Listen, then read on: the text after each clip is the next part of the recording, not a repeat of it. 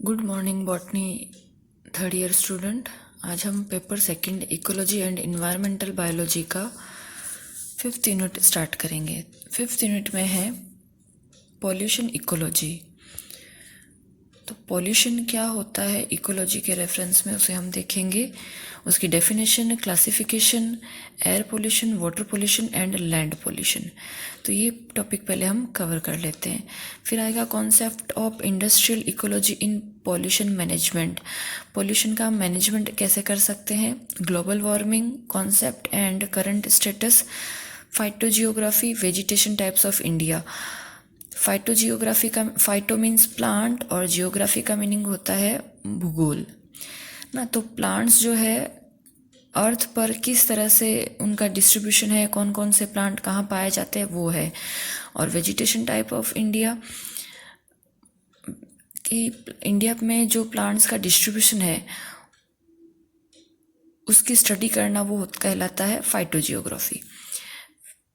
तो कहीं कहीं पर जैसे इंडिया में डेजर्ट है, फॉरेस्ट है, रेन फॉरेस्ट है, डेसिड्यूस फॉरेस्ट है, टुंड्रा या अल्पाइन फॉरेस्ट है, तो वो है। तो फॉरेस्ट और ग्रासलैंड को डिटेल में हमें पढ़ना है। फिर है बायोजियोग्राफिकल रीजन्स ऑफ इंडिया।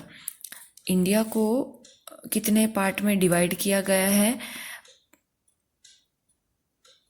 भूगोल के आधार पर। फिर है remote sensing and the basis and application in ecological studied. Remote sensing का क्या इकोलॉजी में यूज़ है, वो है ये। तो हम पहले स्टार्ट करेंगे पॉल्यूशन इकोलॉजी, इसकी डेफिनेशन एंड क्लासिफिकेशन। तो आप सब जानते ही हैं कि पॉल्यूशन क्या है। प्रदूषण जो है मानव द्वारा उत्पन्न एक समस्या है जो विकसित देशों में अधिक उत्पादन व समृद्धि के कारण व विकासशील देशों में जनसंख्या वृद्धि व बेरोजगारी तथा गरीबी के कारण पैदा हुई है। तो प्रदूषण का मीनिंग होता है कि शुद्धता में कमी होना, डिटीरियोरेशन ऑफ प्योरिटी। पर्यावरण के संगठन में उत्पन्न कोई बाधा या विक्षोभ जो संपूर्ण मानव जाति के लिए घातक हो, उसे प्रदूषण या पोल्यूशन कहा जाता है। जैसे अगर हम वाटर की बात करें तो वाटर में जो मिनरल्स, न्यूट्रिशन होते हैं, वो नहीं होकर कुछ और चीज़ उसमें ऐड हो जाती है, कुछ और केमिकल्स ऐड हो जाते हैं, हैवी मेटल्स ऐड हो जाते हैं, तो उसे वाटर का पोल्यूशन होना माना जाता है।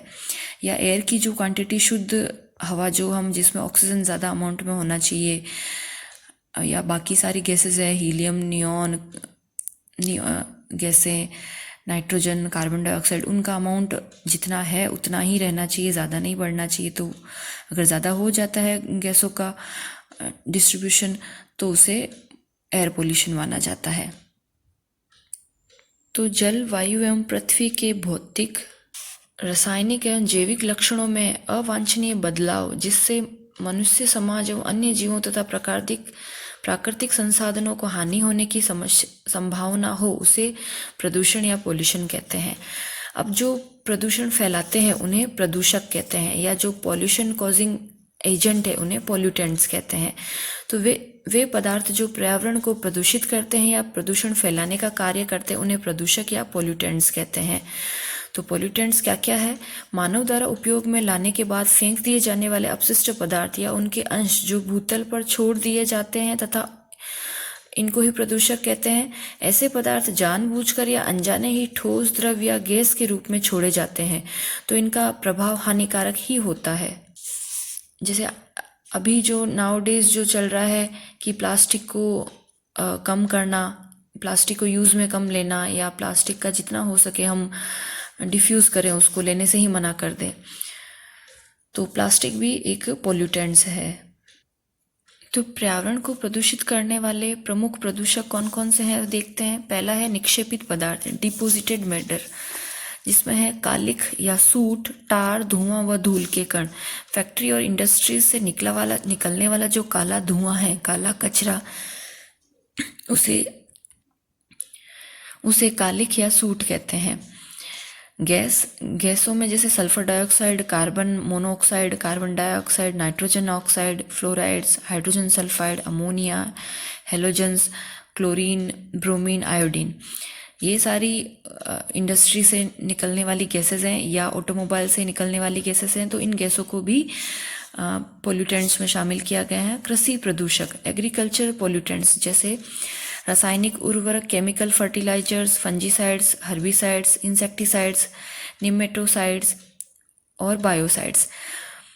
तो अगर हम फंगस को डिस्ट्रॉय करने के लिए फंजीसाइड्स का यूज़ करते हैं, हर्बिसाइड्स को जो खरपतवार नाशी है, वीड्स जो उग जाती है उसे वीडीसाइड या हर्बिसाइड्स भी कहते हैं। फिर इंसेक्ट को जो है डिस्ट्रॉय करने के लिए, जैसे अभी टिड्डी बहुत सारी आई थी है ना, लोकस्ट, तो उसको हटाने के लिए इंसेक्टिसाइड्स का यूज़ किया जाता है। तो ये सारे एग्रीकल्चर में जो केमिकल यूज़ में आते हैं वो भी पोल्यूटेंट्स कहलाते हैं। फिर धातुएं, मेटल्स में जो आते हैं उन्हें जैसे लोहा है, सीसा, जस्ता, पारा, क्रोमियम, कैडमियम, निकल, कॉपर, ये सारे हैवी मेटल्स कहलाते हैं। मेटल्स में भी जिनकी जो है पार्टिकल साइज बड़ा होता है उन्हें हैवी मेटल्स कहते हैं, और जो वाटर में या सॉइल में डिपॉजिट हो जाते हैं और वहाँ पे बने रहते हैं। फिर फिफ्थ है जटिल कार्बनिक पदार्थ, कॉम्प्लेक्स ऑर्गेनिक कंपाउंड्स। इसमें आ जाएंगे एसिटिक एसिड, बेंजीन, बेंजोपायरीन्स, साइनाइड व ईथर। ये भी फैक्ट्रीज और इंडस्ट्री से निकलने वाले कंपाउंड्स हैं। नेक्स्ट है inorganic compound, phosgene, arsines, hydrogen fluoride, detergent and aldehydes, जो यूज़ किए जाते हैं इंडस्ट्री में वो प्रोडक्ट। फिर सेवंथ है प्रकाश रासायनिक एवं मोटर वाहनों द्वारा निष्कासित, ethylene, ozone, aldehydes, परऑक्सी acetyl nitrates, oxide, परऑक्सी benzyl nitrates and धुआं। फिर है रेडिएशन पोल्यूटेंट्स, आणविक परीक्षणों एवं रेडियोधर्मी पदार्थों द्वारा उत्पन्न रेडियोधर्मी फॉल आउट, रेडिएशन।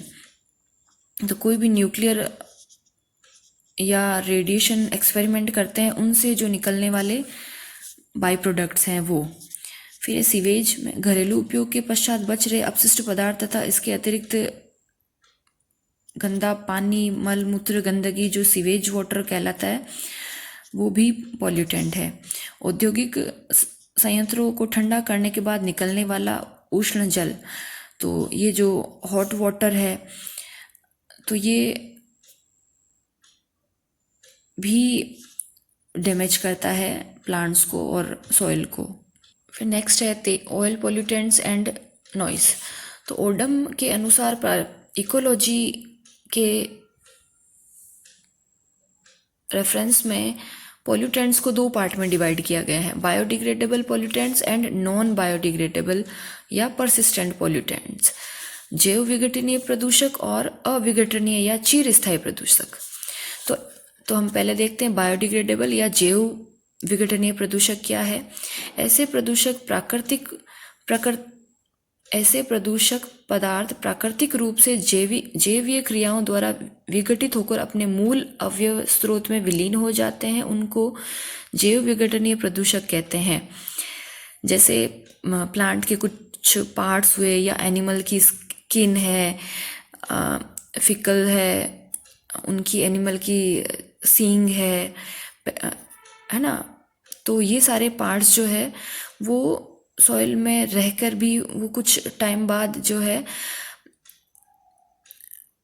फंगस के और बैक्टीरिया के डिकम्पोजिशन की प्रोसेस से, अपघटन की प्रोसेस से सॉइल में ही मिक्स हो जाते हैं, तो उन्हें कहते हैं बायोडिग्रेडेबल या जैव विघटनीय प्रदूषक। तो इस श्रेणी के पदार्थ प्रदूषक तभी बनते हैं जब वे इतने अधिक मात्रा में एकत्रित हो जाएं कि उनका अपघटन वांछित समय में पूरा नहीं हो सके। अब हम देखते हैं कि अविघटनीय या चिरस्थायी प्रदूषक क्या है। इस प्रकार के प्रदूषक पदार्थों का प्राकृतिक रूप से विघटन या बिल्कुल नहीं होता है। ये ऐसे विषाक्त रसायन है जिसमें विघटन की क्रिया बहुत ही धीमी गति से होती है, जैसे मर्क्यूरस, एल्यूमिनियम के कण, प्लास्टिक, पारा, मरकरी, लंबी कार्बन चेन के फिलोनिक कंपाउंड, ऑक्साइड, आर्सेनिक, डीडीटी, तो इनका डिपोजिशन है या डीकम्पोजिशन है बहुत लॉन्ग ईयर टू ईयर चलता ही रहता है। तो या 1000 ईयर तक इनका डीकम्पोजिशन चलता रहता है। तो उन्हें कहते हैं नॉन बायोडिग्रेडेबल सब्सटेंस, जो वापस कभी सॉइल में मिक्स नहीं हो पाते हैं। तो अभी हमने पॉल्यूशन की डेफिनेशन पढ़ी और पोल्यूटेंट क्या है, पोल्यूटेंट की डेफिनेशन और पोल्यूटेंट के टाइप्स पढ़े। तो ओरिजिन के आधार पर भी पोल्यूटेंट्स के कुछ पार्ट्स बनाए गए हैं, प्राइमरी एंड सेकेंडरी पोल्यूटेंट्स। तो वे अपशिष्ट पदार्थ जो औद्योगिक इकाइयों या अन्य स्रोतों द्वारा पर्यावरण में छोड़े जाते हैं उनको प्राथमिक प्रदूषक कहते हैं। जो डायरेक्टली रिलीज किए जाते हैं इंडस्ट्री से उनको प्राइमरी पोल्यूटेंट्स कहते हैं, जैसे sulphur dioxide, nitrogen dioxide, carbon monoxide and hydrocarbons. फिर है सेकेंडरी पोल्यूटेंट्स। सेकेंडरी पोल्यूटेंट्स क्या होते हैं, जो प्राइमरी पोल्यूटेंट्स की रिएक्शन से बनते हैं। ठीक है, तो कोई दो प्राथमिक प्रदूषकों द्वारा एक ही प्रदूषक की रासायनिक अभिक्रिया के कारण वायुमंडल में उत्पन्न प्रदूषक को द्वितीयक प्रदूषक कहते हैं, जैसे परऑक्सी acetyl nitrate, परऑक्सी benzyl nitrate, ozone. तो ये सेकेंडरी पोल्यूटेंट्स हैं, वो किसके रिएक्शन से बनेंगे, कोई भी दो प्राइमरी पोल्यूटेंट्स के रिएक्शन से। अब पॉल्यूटेड एरिया कौन से है या पोल्यूशन एरिया कौन सा है, प्रदूषण क्षेत्र क्या है, कहाँ कहाँ पे प्रदूषण हो सकता है। तो हमारे अर्थ की परिस्थिति के अनुसार 3 भागों में बांटा गया है, स्थलमंडल लिथोस्फेयर, वायुमंडल एटमॉस्फेयर और जलमंडल हाइड्रोस्फेयर। तो स्थलमंडल जहाँ पर लैंड है, तो धरती जिस पर हरे पौधे उगते हैं उसे स्थलमंडल या लिथोस्फेयर कहते हैं। एटमॉस्फेयर यह पृथ्वी की सतह से लेकर ऊपर तक 20 मील का क्षेत्र है जिसमें विभिन्न गैसें, ऑक्सीजन, नाइट्रोजन आदि गैसें पाई जाती है। तो एटमॉस्फेयर वो हुआ जिसे हम पृथ्वी की सतह के ऊपर और आकाश आसमान जो है जिसमें गैसें डिस्ट्रीब्यूटेड है वो वाला पार्ट। फिर है जलमंडल या हाइड्रोस्फीयर। तो पृथ्वी पर पाए जाने वाले समुद्र, महासागर, जलाशय, तालाब, झील, नदियाँ इसमें सारे इंक्लूड हो जाते हैं। तो पृथ्वी के इन सभी प्रभागों में जिस क्षेत्र में सजीव पाए जाते हैं उन्हें जैवमंडल कहते हैं। तो तीनों को लिथोस्फेयर, एटमॉस्फेयर और हाइड्रोस्फेयर तीनों को मिला के कहा जाता है बायोस्फेयर। और जहाँ पर पूरे वाटर बॉडीज है उसे कहा जाता है जलमंडल या हाइड्रोस्फेयर। ठीक है। तो स्थलमंडल, वायुमंडल और जलमंडल तीनों को मिला के कहा जाता है जैवमंडल। जहाँ पर पूरे तीनों में जहाँ पर भी सजीव की उपस्थिति पाई जाती है उसे जैवमंडल या बायोस्फीयर कहा जाता है। तो पॉल्यूशन को इन पार्ट्स में क्लासिफाई किया गया है। पॉल्यूशन के टाइप्स या पॉल्यूशन के क्लासिफिकेशन। मनुष्य ने अपनी अविचारित व अविवेकपूर्ण गतिविधियों द्वारा बायोस्फीयर के लगभग सभी क्षेत्रों को प्रभावित किया है, इसलिए प्रदूषण इन सभी क्षेत्रों में माना गया है। तो फर्स्ट है air pollution, water pollution, soil pollution, solid waste pollution, noise pollution, thermal pollution and radioactive pollution. वायु प्रदूषण, जल प्रदूषण, मृदा प्रदूषण, ठोस अपशिष्ट प्रदूषण, सौर प्रदूषण, ऊष्मा प्रदूषण एंड लास्ट है रेडियोधर्मी प्रदूषण। आपके सिलेबस में मेंशन है air, water and land pollution. तो हम आपके सिलेबस के अकॉर्डिंग ही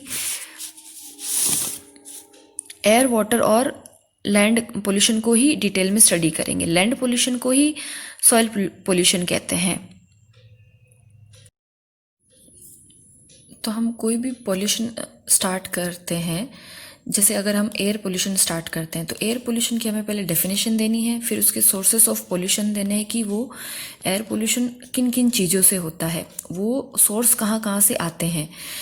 सोर्स है कि एयर पोल्यूशन को जो कॉज करने वाली चीज़ें हैं उन्हें हम पोल्यूटेंट्स कहते हैं, और तो ये पोल्यूटेंट्स किन किन जगहों से आते हैं उन्हें कहते हैं सोर्सेज ऑफ पोल्यूशन।